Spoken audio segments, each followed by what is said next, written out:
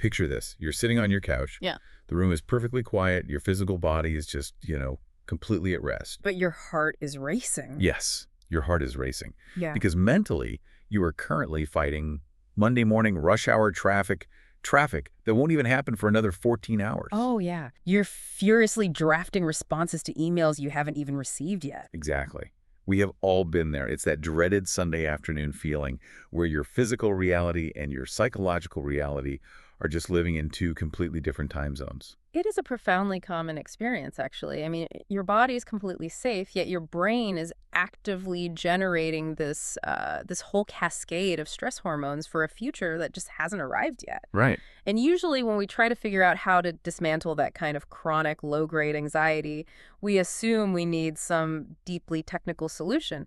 We go looking for, dense academic journals or complex neurological frameworks to fix what feels like a very complex problem. We totally crave complexity. But for this deep dive, we are looking at something delightfully unexpected. The material we're analyzing today is actually a transcript from a YouTube video by a channel called Speak English with Class. Right, which sounds like Like a language course. Yeah. On the surface, if you look at it, it's an A2 or B1 level English learning resource designed to teach vocabulary to non-native speakers. But when you strip away that language learning wrapper, and actually process what they're teaching, it's secretly this incredibly profound practical masterclass on everyday human psychology. It really is. It operates as a complete Trojan horse of wisdom. And so our mission for today's deep dive is to extract those core psychological insights. We're going to look at how tiny, almost microscopic shifts in our daily habits can fundamentally change how you experience stress, worry, and even heartache. Yeah. We want to break down the actual mechanics of how your mind operates, using beautifully simple, highly relatable concepts rather than clinical jargon. Okay, let's unpack this, because the material starts right at the beginning of the day with a question that just hits hard. If happiness is essentially an internal switch, something that comes from how we process the world rather than the state of the world itself, why do we so often wake up feeling completely defeated before our feet even hit the bedroom floor? The transcript describes this beautifully. I'd call it waking up with a brain, like a little cloud of rain. A rain cloud. Yeah. Your eyes open, and within milliseconds, your mind defaults to a catalog of everything that's wrong. They call this phenomenon dwelling. Dwelling. Right. And the psychological mechanism at play here is fascinating. When you wake up, your body experiences what's called the cortisol awakening response. It's a natural spike in a stress hormone designed just to get you out of bed. Oh, interesting. But if you pair that biological spike with a psychological worry like an unpaid bill or, an awkward conversation from last week, you instantly trigger a threat response. And dwelling isn't just a passing thought either. The material defines it as actively sitting on a thought. You replay it. You just marinate in it. Yeah. There's this great analogy they use where they compare it to strapping a heavy backpack onto your chest before you've even had a glass of water. It just weighs you down. It's exhausting. It is. They share this deeply relatable anecdote about waking up feeling gray. Nothing was inherently wrong in the room. Same bed, same job, same life. But the immediate internal narrative was just, I'm failing, everyone else is doing better, this is useless. What's really crucial to understand here is the immediate behavioral response to that gray feeling. Instead of pulling away from the discomfort, the natural human tendency is to actually seek validation for it. Right. In the anecdote, the person stays in bed, opens their phone, and starts scrolling through bad news, negative comments, scary posts. They call this a sad breakfast for the brain, which is such a vivid phrase. The sad breakfast. Yeah, it got me thinking about how our brains operate so much like a terrible social media algorithm in the morning. Oh, that's a brilliant way to put it. You know, when you accidentally watch one sad video and suddenly the app's algorithm decides, oh, you want misery. Here are 500 more miserable videos. Boom, right on your feed. Our brains do exactly that. We wake up with one negative thought, and our internal algorithm just starts serving us a buffet of anxiety to justify the bad mood. That algorithm analogy is entirely accurate to how neural pathways function. You prime your brain with a negative stimulus, and your reticular activating system, this network of neurons in your brainstem, it actively starts filtering your environment to seek out evidence confirming that negative bias. Wow. It wants to prove you right. But here is where the pragmatic intervention comes in. You cannot magically solve your life's complexities from your mattress, but you have complete, absolute control over the next 5 minutes. They call it short-circuiting the negative thoughts, Hmm. like an electrical current. You just interrupt the pattern. You force the algorithm to buffer. And the reset they used is so simple, it almost sounds too easy. Put the phone down, open a window to physically feel the air, play exactly one happy song, make breakfast, and go for a 10-minute walk. That's it. And let's look at why that works. It's not about, toxic positivity or pretending the unpaid bills don't exist. The heavy backpack didn't vanish. Right, the problems are still there. Exactly. But taking those 5 minutes to consciously change direction disrupts the default mode network in your brain. That's the part responsible for that passive, wandering, negative rumination. Ah, The psychological relief you feel doesn't come from solving the problem. It comes from the exertion of agency. You prove to your own nervous system that you are not entirely at the mercy of your mood. which perfectly sets up my absolute favorite metaphor from this entire discussion, the idea that your mind is a garden. Yes, it's a perfect visualization for neuroplasticity because what's fascinating here is that in a physical garden, weeds grow entirely by themselves. Right, zero effort. They require zero effort, zero cultivation. In our minds, the wild weeds are the negative news, the old memories, the anxieties about what other people think. If you leave the soil of your mind unattended, those weeds will populate automatically because human brains possess an evolutionary negativity bias. We are wired to look for threats. But a beautiful garden doesn't happen by accident. If you want flowers, if you want tomatoes, you actually have to plant them. You have to do the work. Opening that window, playing that one song, going for a 10-minute walk, those are the seeds. You're intentionally planting a cognitive seed to compete with the automatic weeds for space in your brain. Exactly. It's a deliberate, active process. You don't overhaul your entire personality in 5 minutes, but you slowly train your brain to build a new baseline habit. You're physically wiring new neural pathways, one tiny seed at a time. So we've successfully short-circuited the morning dread. But as the day progresses, the psychological challenges evolve. The sun goes down, you lie back in bed, and suddenly we transition from that heavy, sluggish morning feeling into this hyperactive, racing nighttime anxiety. The material captures this transition brilliantly by focusing on how thoughts begin running in circles, a process they simply call spiraling. Spiraling, yeah. One small, manageable worry hooks onto another, and soon a minor concern becomes a catastrophic, unmanageable narrative. They paint this hilarious, but honestly deeply painful picture of lying in bed at night, trying to control the entire world from a pillow. They call it the pillow CEO. With pillow CEO. If you're listening to this and you're a chronic overthinker, you know exactly what this is. You're lying there, completely horizontal, worrying about the global economy, the shifting weather patterns, what strangers are fighting about on the internet. You have the full package of human anxiety just running on a loop at 2 a.m. To explain the mechanics of that, it's like a computer processor caught in an infinite loop. Your brain is expending massive amounts of metabolic energy trying to solve problems it has no literal capacity to influence. Right, you can't fix it from bed. There is no executable action you can take to fix the global economy from your mattress, so the brain just spins and overheats. To combat this, the transcript introduces a deeply effective, concrete exercise, the 2 circles. Drawing 2 circles on a piece of paper, one is labeled can control, and the other is can't control. This maps directly onto the psychological concept of the locus of control, and it borrows heavily from Stoic philosophy. When you map out your racing thoughts, the categorization is stark. Yeah. Can control is what you choose to eat tomorrow, how much sleep you prioritize, where you place your phone, or sending an apology to a friend. And then can't control is the past, world news, the weather, other people's opinions of you. Exactly. And the big realization here is that 90% of our anxiety lives inside that can't control circle.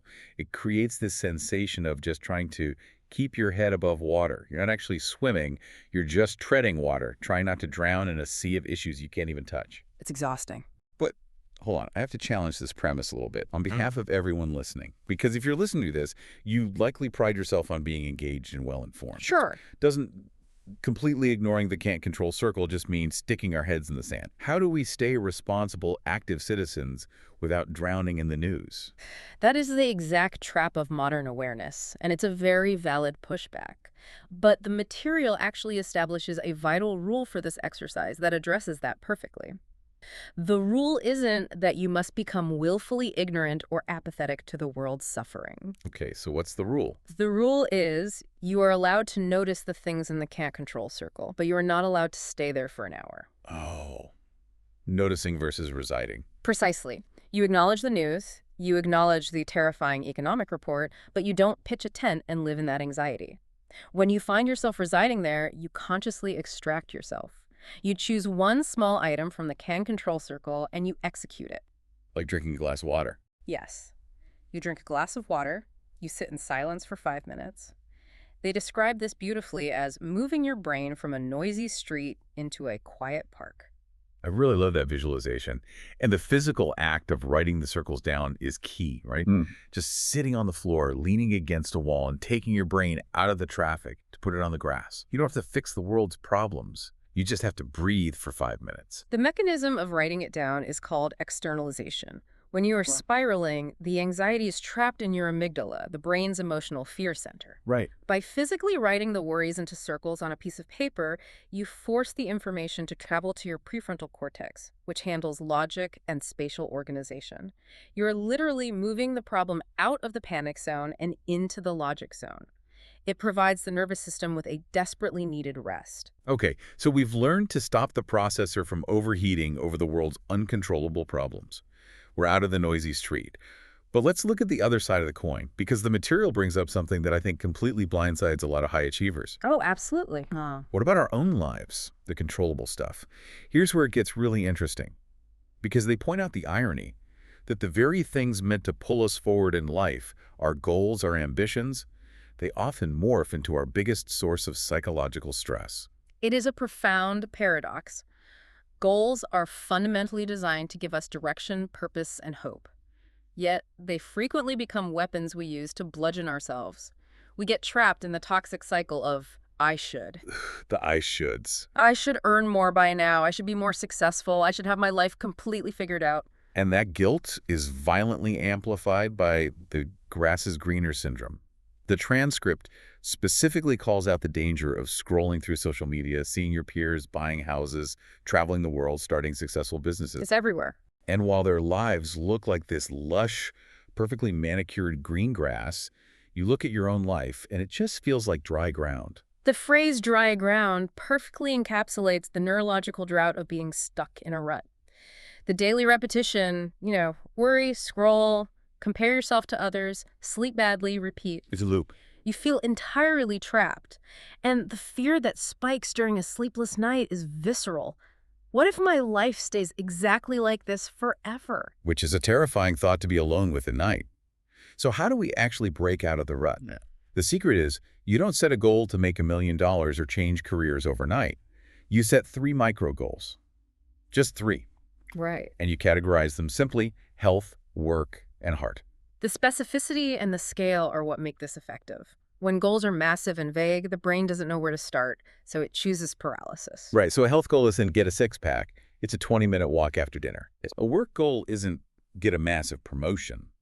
It's 20 minutes a day studying a new skill. And a heart goal is sending one single message a day to someone you care about.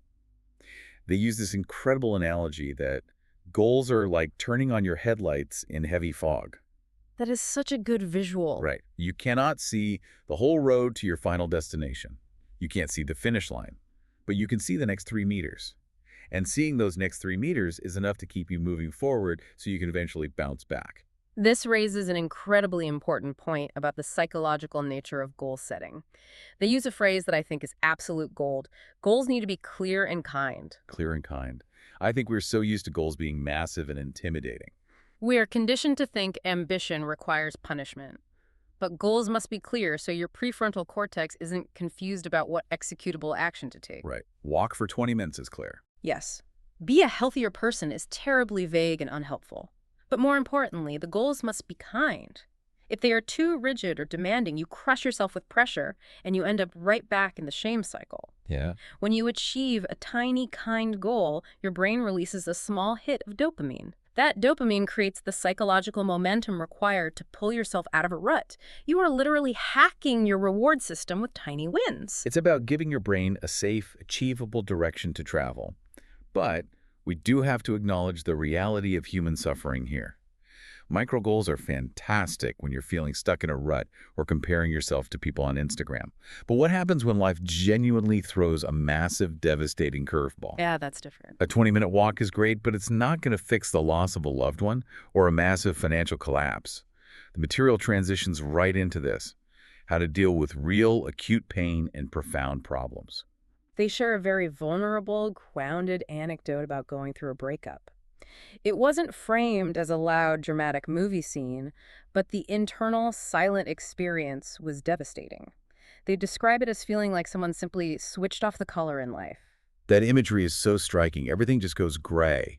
And the behavioral response they describe is to stay in bed and brood. Brooding. Yeah, to define brooding as thinking about the exact same sad thing again and again, staying trapped inside the sadness. They equate this feeling of depression to wearing wet clothes all day. It's just a constant, exhausting, heavy chill that you can't shake off, no matter how you position yourself. And this is where the brain, in its attempt to protect us and solve the problem, actually makes the suffering much worse. Yes, because our brains love the torturous game of what if. What if I said this differently? What if I hadn't sent that text? We attempt to use logic to solve an emotional wound. We try to think our way out of pain. Which is a biologically impossible task. You are trying to use the rational, analytical parts of your brain to resolve an injury that lives in the emotional limbic system. It just doesn't work. It doesn't. The pivotal piece of advice in this section comes from a friend who tells them, you don't have to run, just walk. The insight here is foundational to modern grief recovery. You cannot think your way out of heartache. You have to live your way through it. Live your way through it. Yeah. That means physically engaging with the world again, even when the colors are switched off. Taking a shower, eating a meal, talking to a safe person. They bring back the analogy of the heavy backpack, but this time it's the backpack of pain. Right. You cannot pretend the backpack isn't there. You can't toss it aside. You have to carry it. But you don't have to sit on the floor and stop your entire life because of it. I really want to unpack the phrase they use here, work through. Working through a problem is fundamentally different from running away from it through distraction or being paralyzed by it. It implies a slow, methodical processing. And they offer a brilliant, practical trick for cognitive bounding when problems feel overwhelming. Yes, the one-sentence rule. You take a piece of paper and you write, "The problem is." Huh? And you force yourself to finish that in exactly one clear sentence. Not a 20-page journal entry of spiraling panic. No, one sentence. Like, the problem is I feel entirely alone in this new city. By distilling the problem into a single sentence, you place boundaries around the catastrophe, you define the edges of the monster in the room, and then crucially, you write down 3 small, non-magical things to try. Exactly, non-magical. If the problem is feeling alone, the 3 things aren't find my absolute soulmate by Friday. Right. They are join an online community group, text one old friend, or literally just go sit in a cafe and listen to a podcast so you aren't physically isolated in your house. What's fascinating about this exercise is the identity shift it creates. You move from being a passive victim, I have this massive, unfixable problem crushing me, to an active participant. I am navigating and working through this problem. Yeah. The material calls this quiet courage. It isn't about plastering on a fake, toxic smile. It's the quiet, resilient acknowledgement that while the situation is incredibly hard, the ball is in your court. The ball is in your court. Meaning, life handed you this incredibly heavy situation. It isn't fair, but the very next move belongs to you. You get to decide what the next small, kind step looks like. It's an incredibly empowering framework for navigating the darkest, most overwhelming seasons of our lives. Like, it really is. Sure. So let's pull all of these threads together for you listening right now. Yeah. We started with waking up to that morning rain cloud and learning how to short-circuit the brain's negative algorithm by planting just one positive seed. We moved into the nighttime anxiety of the pillow CEO, learning how to step out of the noisy street of the can't control circle, moving our worries from the panic center to the logic center, and resting in the quiet park of what we can control. From there, we examine how to untangle ourselves from the guilt of our own ambitions by setting goals that are clear and kind, turning on the headlights in the fog to hack our dopamine systems. Yeah. And finally, we confronted the reality of acute, unavoidable pain, learning that quiet courage means carrying the heavy backpack while continuing to take small, physical steps forward. The overarching message is just profoundly liberating. You don't have to fix your whole life today. You don't need a massive, exhausting overhaul. You just have to keep moving slowly in a kinder direction. If we synthesize everything we've unpacked today, it brings us back to that central truth. 90% of our anxiety lives in the can't control circle. But if we connect this to the bigger picture of the modern world, we have to ask ourselves a difficult question. What's that? Who profits from keeping us there? The entire modern attention economy, the news algorithms, the social media platforms, they literally monetize your time spent worrying in the can't control circle. So choosing to step out of that circle, choosing to focus only on your next clear and kind step, isn't just a mental health exercise. It is an act of radical rebellion. Wow. That is exactly the kind of rebellion we should all be practicing today. Thank you so much for joining us on this deep dive. Keep learning, stay curious, and above all, remember to be gentle with your mind. We'll catch you next time.